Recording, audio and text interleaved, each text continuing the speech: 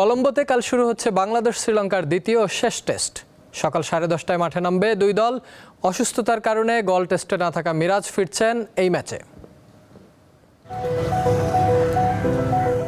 বাংলাদেশ ও শ্রীলঙ্কার মধ্যে সিরিজের প্রথম ম্যাচে দুই দলই ব্যাট হাতে ভালো করে, কিন্তু ফল নির্ধারিত হয়নি। তাই দ্বিতীয় টেস্টে জয় পরাজয়ের উপর নির্ভর করবে ট্রফির ভাগ্য। লঙ্কানদের বিপক্ষে দুই টেস্টের সিরিজের পর নাজমুল হোসেন শান্ত হয়তো বাংলাদেশ টেস্ট দলের নেতৃত্ব ছেড়ে দেবেন এমন গুঞ্জন রয়েছে। তবে কলম্বো টেস্টে আপাতত মনোযোগ দিচ্ছেন তিনি।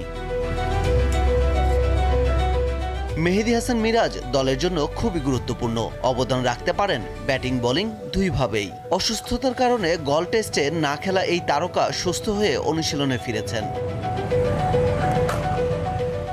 এদিকে গল টেস্টকে আন্তর্জাতিক ক্রিকেটে সাদা পোশাকের বিদায়ী মঞ্চ হিসেবে বেছে নিয়েছেন শ্রীলঙ্কার অভিজ্ঞ অলরাউন্ডার অ্যাঞ্জেলো ম্যাথিউস।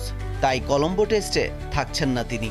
এছাড়া প্রথম টেস্টে সুযোগ পাওয়া পেসার মিলান রত্নানায়কে দল থেকে বাদ দেয়া হয়েছে। দলে জায়গা পেয়েছেন স্পিন বোলিং অলরাউন্ডার দুনিত বেল্লালেগে ও পেসার বিশ্ব ফার্নান্দো। বেল্লালেগে সর্বশেষ টেস্ট খেলেছিলেন 2022 সালে। বাংলাদেশের বিপক্ষে এই সিরিজের পর চলতি বছর আর কোনো টেস্ট খেলবে না শ্রীলঙ্কা।